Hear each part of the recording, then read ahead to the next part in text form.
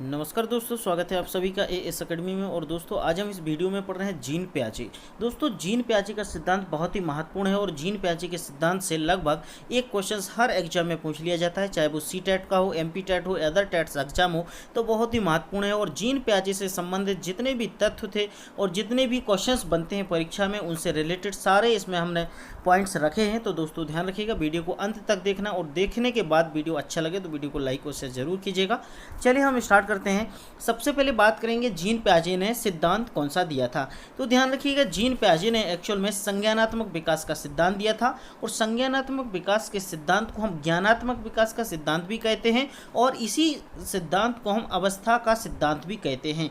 यदि क्वेश्चन में पूछ लिया जाए कि जीन प्याजे का कौन सा सिद्धांत है, तो संज्ञानात्मक सिद्धांत, ज्ञानात्मक सिद्धांत और अवस्था का सिद्धांत, ये आपके तीनों सिद्धांत हैं। एक ही सिद्धांत है, इसका अलग अलग नाम से जाना जाता है, बट ये संज्ञानात्मक सिद्धांत, ये जीन प्याजे का सिद्धांत है। ठीक है, अब बात करेंगे हम जीन प्याजे का जन्म कब हुआ था। तो ध्यान रखिएगा, जीन प्याजे का जन्म 9 अगस्त 1896 में, यानी 9 अगस्त 1896 में हुआ था। और ये कहाँ हुआ था? स्विट्जरलैंड में हुआ था। ठीक है, जीन प्याजे का जन्म 9 अगस्त 1896 में हुआ था और ये स्विट्जरलैंड के निवासी थे।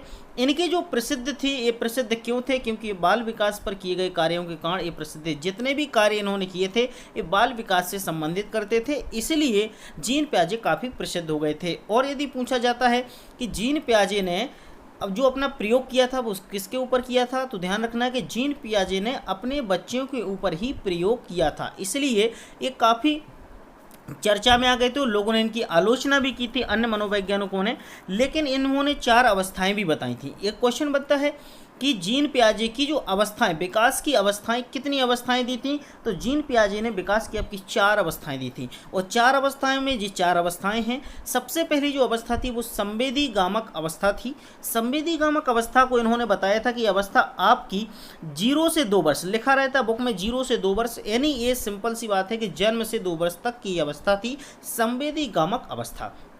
दूसरी अवस्था इन्होंने बताई थी कि पूर्व संक्रियात्मक अवस्था। जो पूर्व संक्रियात्मक अवस्था होती 2 वर्ष से 7 वर्ष तक होती है आपकी पूर्व संक्रियात्मक अवस्था। तीसरी संक्रियात्मक अवस्था होती है वो होती मूर्त संक्रियात्मक अवस्था। और मूर्त संक्रियात्मक अवस्था आपकी 7 वर्ष से 11 वर्ष तक होती है। और बहुत ही मोस्ट इंपॉर्टेंट है, इसको ध्यान रख लेना क्योंकि ये हर एग्जाम में पूछी जाती है, मूर्त संक्रियात्मक अवस्था। ठीक है, औपचारिक संक्रियात्मक अवस्था, औपचारिक संक्रियात्मक अवस्था होती है उसको हम क्या बोलते हैं? अमूर्त संक्रियात्मक अवस्था भी बोलते हैं। और अमूर्त संक्रियात्मक अवस्था 11 से 15 वर्ष तक चलती है। और मूर्त और अमूर्त में डिफरेंस इतना होता है, सिर्फ जो चीज़ें आपको दिखती हैं, आप जिनको छू सकते हैं, जिनको पकड़ सकते हैं, जिनको टच कर सकते हैं, वो आपकी मूर्त संक्रियात्मक अवस्था में आती हैं। और जो आपको चीज़ें दिखती नहीं है, सिर्फ उनको महसूस कर सकते हैं, आप उनको समझ सकते हैं लेकिन आप उनको देख नहीं सकते, उसको हम बोलते हैं अमूर्त। ठीक है, जैसे सपोज कोई फूल होता है, आप समझ सकते हैं कोई फूल आपको दिख रहा है लेकिन फूल की आपको कोई खुशबू नहीं दिख रही, इसका मतलब वो कहाँ है? अमूर्त है, और फूल आपका मूर्त है। ठीक है, अब इसके बारे में कुछ डिस्क्रिप्शन है वो भी हम देख लेते हैं कि संवेदी गामक अवस्था जन्म से 2 वर्ष से इसकी क्या क्या मुख्य विशेषताएं हैं। संवेदी गामक अवस्था है, यह जन्म से 2 वर्ष तक होती है। इस अवस्था में बालक जो भी कार्य करता है वह अपनी ज्ञानेंद्रियों से करता है, जैसे आँख, नाक, कान आदि। इस अवस्था में बच्चा क्या होता है? अपना कंप्लीट काम, जो भी काम करता है वो अपनी आँख से, नाक से, कान से, अपनी ज्ञानेंद्रियों से, अपने शरीर को इधर उधर करके, है ना, इस तरीके से करता है।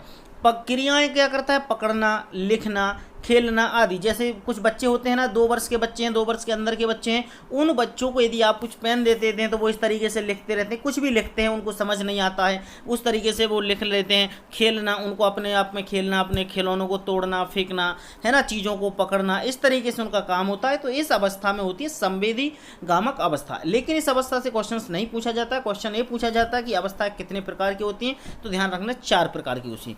जो क्वेश्चन पूछा जाता है वो पूछा जाता है आपका मूर्त संक्रियात्मक अवस्था से। एक पूर्व संक्रियात्मक अवस्था से भी कभी कभी पूछ लिया जाता है।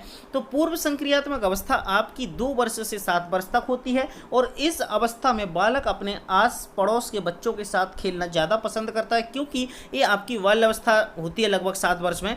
तो इस अवस्था में बच्चे अपने पड़ोस में खेलना पसंद करता है, आसपास के जो बच्चे होते हैं उनके साथ खेलना ज़्यादा पसंद करता है। बालक शब्दों, चित्रों और प्रतीकों का प्रयोग करता है। बालक इस अवस्था में सबसे ज़्यादा चित्र बनाता है और प्रतीकों का उपयोग भी करता है। बच्चे क्या होते हैं जो 2 से 7 वर्ष की आयु होती है, तरह तरह के चित्र बनाते हैं, कॉपी में बनाते हैं, कभी मिट्टी के खिलौने बनाते हैं, इस तरीके से काम करते हैं।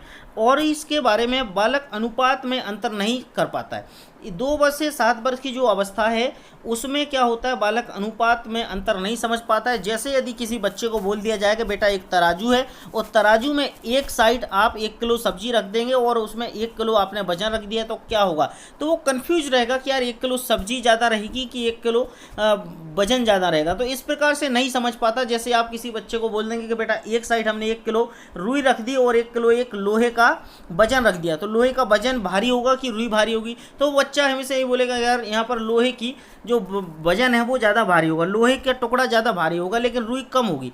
इसका मतलब है, तो बच्चे अनुपात नहीं कर पाते, अनुपात में अंतर नहीं समझ पाते कि कौन कम है कौन ज़्यादा है।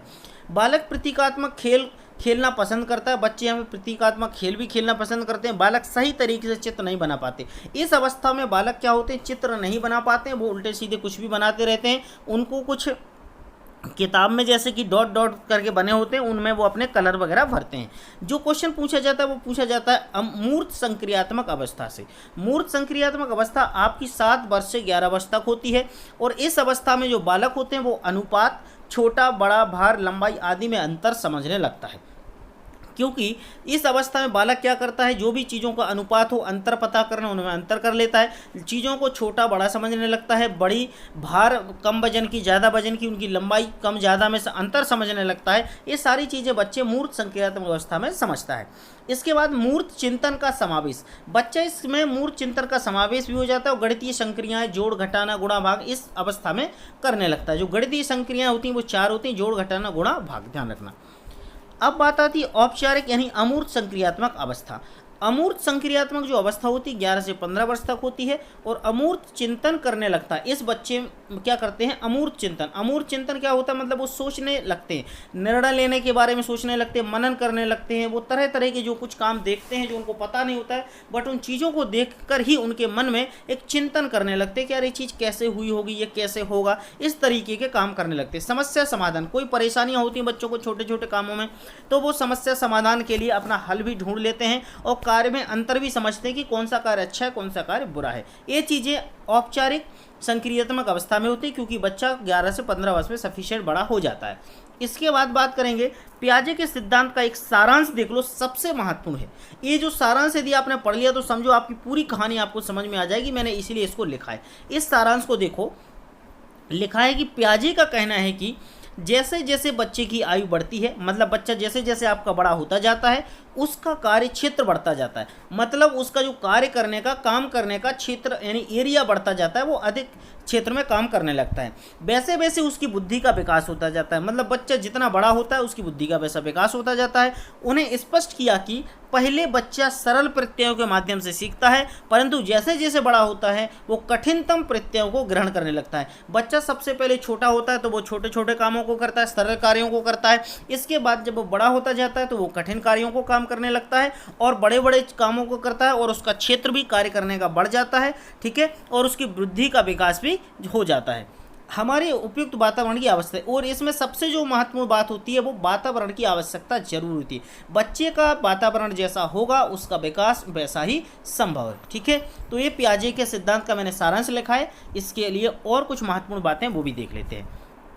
यदि इस पियाजे के सिद्धांत का शिक्षा में उपयोग की बात करें कि शिक्षा के क्षेत्र में पियाजे का जो सिद्धांत है उसका क्या उपयोग था, तो सबसे पहले बात है कि इस सिद्धांत ने बालकों को 100 क्रिया द्वारा सीखने पर बल दिया। 100 क्रिया मतलब होता है स्वयं करके सीखने पर बल दिया। पियाजे का सिद्धांत कहता है कि बच्चों को स्वयं करना चाहिए और करके स्वयं सीखना चाहिए। पियाजे के अनुकरण व खेल को महत्व दिया और शिक्षक को इन विधियों से पढ़ाना चाहिए। यहाँ ये कहा गया है, पियाजे ने कहा है कि बच्चों को खेल को महत्व देना चाहिए। बच्चे जो खेलते हैं, जो अनुकरण करते हैं, उसको महत्व देना चाहिए और शिक्षकों को खेल विधि के माध्यम से इन बच्चों को पढ़ाना चाहिए। नेक्स्ट उन्होंने कहा था कि सीखने में प्रगति ना करने वालों को दंड नहीं। जो बच्चे कम समझदार हैं, कम बुद्धि के हैं, वो समझ नहीं पाते, उनको समझने में देर लगती है, तो हमें उनको गलत नहीं बोलना चाहिए, उनको दंड नहीं देना चाहिए, अन्यथा बच्चे पढ़ेंगे नहीं।